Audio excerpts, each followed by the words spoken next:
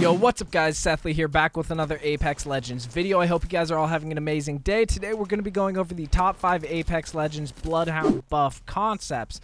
Now before I get into that, I do want to say I am kind of sick, so I'm sorry about my voice. I'm really trying to get out daily videos and I don't want to miss a day for you, so I'm going to have to make this video while sick, but let's get right into it. So while we wait for some new content updates for Apex, I've seen a lot of people in my comments and on Reddit talking about how Bloodhound's tactical is really bad and deserves a buff. While I don't think Bloodhound deserves a buff more than Mirage or Gibraltar, I do think it would make him a lot more viable if there were some slight adjustments to his tactical, but definitely not his passive or ultimate, because I think both are very balanced. Before I get into the top 5, I do want to say the ranking of these buffs are all my opinion. However, you guys should definitely let me know down in the comments your guys' ideas for buffs to Bloodhound's tactical. So let's get right into these top 5 buff concepts. Starting off with number 5.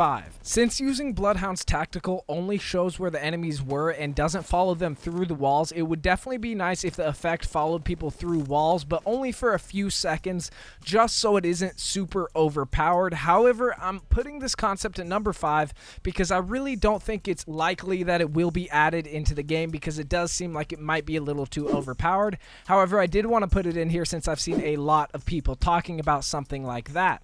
Now let's get on to concept number 4. Due to the fact that when Bloodhound uses the tactical, the scan shows on the enemy's screen as well as everybody in the game, so it's pretty obvious where Bloodhound was when the tactical was used, thus giving away Bloodhound's position. So in my opinion, I don't think enemies should be able to see the scan, because it is honestly not worth it, because it gives away your position. So instead it should show on screen, or say in the headphones of everybody around, for the enemies something like Bloodhound has spotted you, instead of showing where the scan actually came from. Now let's get on to number 3. So when Bloodhound scans for enemies with the tactical ability, but then enemies show up right in front of you on your screen, not behind a wall, it's very hard to see clearly because the outlined enemy model can block your view of the real person moving around. So I think when an enemy is in front of you right after the tactical, then at that point the outline should follow the enemy, but only for a few seconds. I think this change is much more likely to be added than a lot of other buff concepts.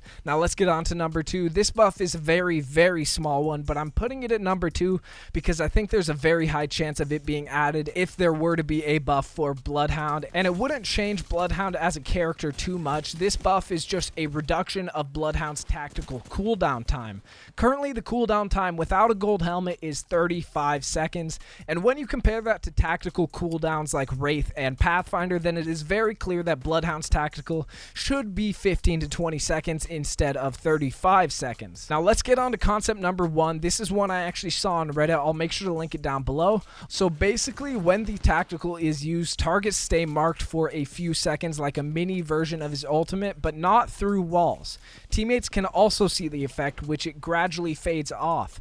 This would allow for more synergy and playmaking with Bangalore's smoke as well as Caustic's gas, and it emphasizes Bloodhound's role as a tracker / forward scout. It also encourages more use of the scan. I put this at number 1 because I think it wouldn't be super overpowered, and it would encourage more teamwork with this type of ability. Again, these are all my opinion, but if you have any other ideas, definitely make sure to let me know down in the comments what types of buffs you would like to see added to Bloodhound's kit.